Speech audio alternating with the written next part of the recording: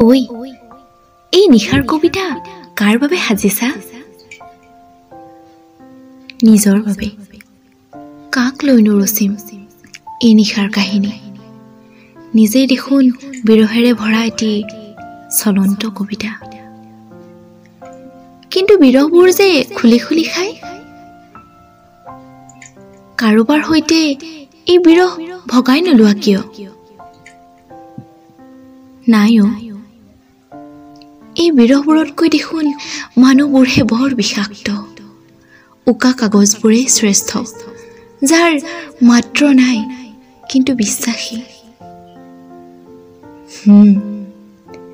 কিন্তু এদিনটো লুটিয়াবই লাগিব এই পুৰণি পৃষ্ঠাবোৰ, নহ'লে দেখোন চকুৰ লোটকবোৰে মামৰে ধৰাব নতুনকৈ গঢ়ি উঠিব খোজা অনুভৱবোৰ। শব্দবোৰো এলান্ধু কলীয়া হ'ব। হ'লেও হওক দিয়া, মাথো শৰীৰটোহে জীয়াই আছে। অনুভৱবোৰৰ দেখোন কেতিয়াবাই মৃত্যু হ'ল।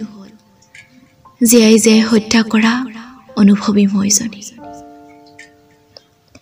আকৌ জানো জীয়াই তুলিব নোৱাৰি এক নতুন কাহিনী হৈ? নোৱাৰি। আঘাতৰ সীমা ইমানেই যে আৰু ঠাই জোৰা দিবলৈ। কিন্তু কোনো কিন্তু নাই। এয়াই মোৰ সাৰথি, এমুঠি বিষাদ, এটি কলম, এখন উকা কাগজ আৰু বিৰহেৰে ভৰা কাহিনী। আপুনি জটিল।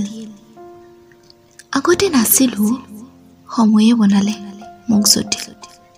আকৌ নোৱাৰিনে জটিলবোৰ সহজ বনাব? নোৱাৰি। মই এখন বন্ধ কিতাপ, যাক খুলিব নোৱাৰি সহজে। বাৰু হ'ব আজিলৈ। শুভৰাত্ৰি।